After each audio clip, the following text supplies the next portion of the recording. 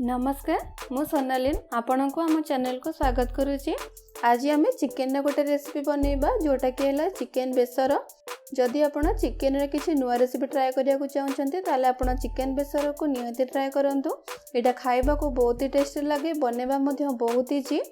Recipe को आपण शेष पर्यंत निहाती देखिए, ताहले ही आपण जानि परिबे चिकेन बेसर बनइबार एक्चुअल प्रोसेस। ताले चलंतु देखिना चिकेन बेसर को आम केमती बनइबा। चिकेन बेसर बनइबा पई मुझे 500 ग्राम चिकेन नहीं। चिकेन को मुझे भल भाव में धोईकी रखी। चलते एबे या मैरिनेट करदबा। से आधा चामच हलदी गुंड लंका गुंड दबा, गोटे चामच धनिया गुंड दबा, गोटे चामच लुण दबा, ताको भलरे मिसई दबा। एबे देखंतु चिकेन एटी भलरे मैरिनेट हो गलानी। एबे याको 25 रु 30 मिनिट पर्यंत एमती घोड़े की मैरिनेट हवा पे छाड़िबा। याको साइड रे रखिबा। एबे मु एटी दुईटी प्याज को एमती काटी के रखिछि। किछि भृषंग पत्र, अदा रसुण पेस्ट गोटे चामच, दुईटी कंचा लंका, 2 रु 3 चामच धला सोरिष को एमती पानी रे आधा घंटा बतुरे के रखिछि। किछि सोरिष तेल, गोटे लेंबूर रस, आधा चामच गरम मसला, गोटे चामच चिकेन मसला, गोटे चामच लुण, 2टी टमाटो को एमती काटिकी रखिछि। प्रथमे आम गोटे ग्राइंडिंग जार रे धला सोरिष को नबा। एथिरे आपण गोटे चामच जीरा मध्य ऐड करि पारंदी। एबे यार गोटे स्मूथ पेस्ट बनै दबा।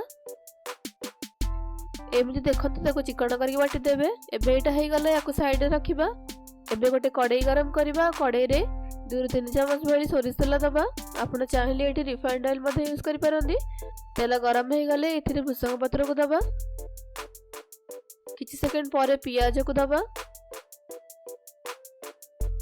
लंका को मध्य दे दबा। एबे याको ट्रांसपेरेंट हवा पर्यंत फ्राई करिबा।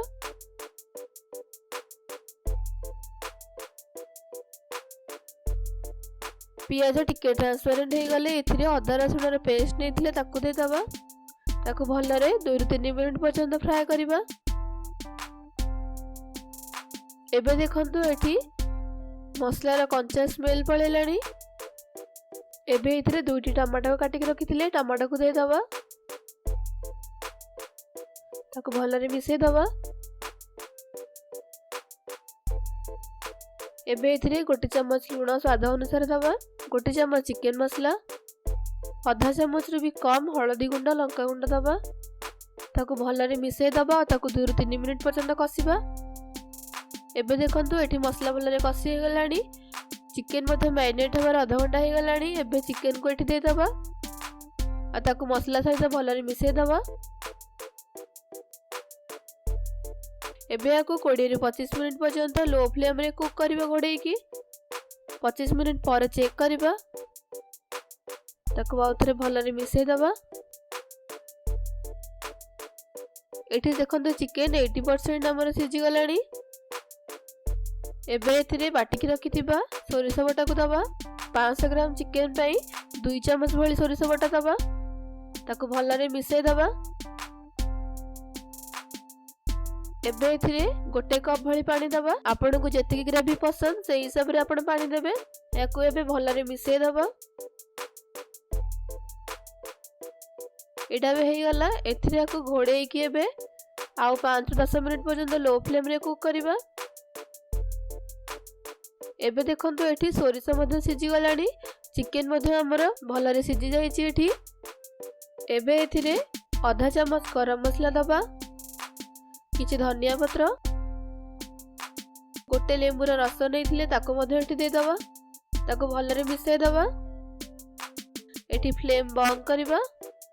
एबे हमर चिकेन बेसर रेडी हो जेती सर्व पई। याको एबे सर्व कर दबा। एबे देखंतु हमर सुआदिया चिकेन बेसर रेडी हो जाईची। आपण याको गरमा गरम सर्व करंतु।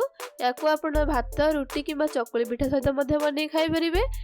ए चिकेन बेसर आपण घरे निश्चित ट्राई करंतु। आपणकर केमिति बनिला कमेंट सेक्शन रे कमेंट करे निश्चित जणांतु। पुणी देखा हबो आ एक नुआ रेसिपी सहित। धन्यवाद।